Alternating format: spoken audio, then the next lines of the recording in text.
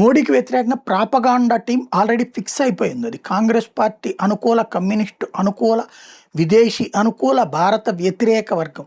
ఇదివరకు బీజేపీకి, మోడీకి సపోర్ట్ చేసేటటువంటి డిజిటల్ మీడియా చాలా వరకు డౌన్ అయింది.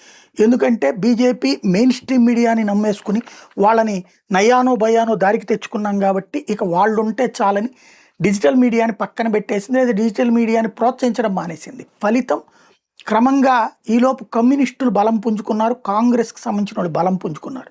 రేపు ఎలక్షన్లో కనుక అస్సాంతో సహా 5 ఓడిపోయింది అనుకోండి బీజేపీ, ఇక బీజేపీని గద్దెదించే బాధ్యతని ఇంక్లూడింగ్ నేషనల్ మీడియా కూడా యూటర్న్ తీసేసుకుంటుంది. రేపు పొద్దున ఉత్తరప్రదేశ్ సమయానికి శాంత నాశనం చేసే ప్రయత్నం చేస్తారు. అదే సమయంలో ఆల్రెడీ ఉత్తరప్రదేశ్కి ప్రిపేర్డ్గా కూడా ఉన్నారు. ఒకవేళ అస్సాము గెలిచి మిగతాది ఓడినా ప్రచారం చాలా సీరియస్గా ఉంటుంది.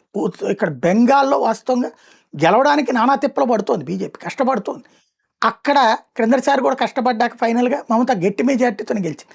అలా జరిగిందంటే కనుక 2027లో జరిగేటటువంటి ఉత్తరప్రదేశ్ ఎన్నికల్లో కాంగ్రెస్, కమ్యూనిస్టులు అందరూ కలిసి పోటీ చేస్తారు. అక్కడ బీజేపీని దెబ్బ కొడతారు. అక్కడ దెబ్బ కొడితే జాతీయ రాజకీయాల్లో దెబ్బతీయచ్చు. వాస్తవంగా మోడీకి జాతకరీత్యా చూస్తే డిసెంబర్ దాకా కొన్ని ఎదురు దెబ్బలు ఉన్నాయంటున్నారు.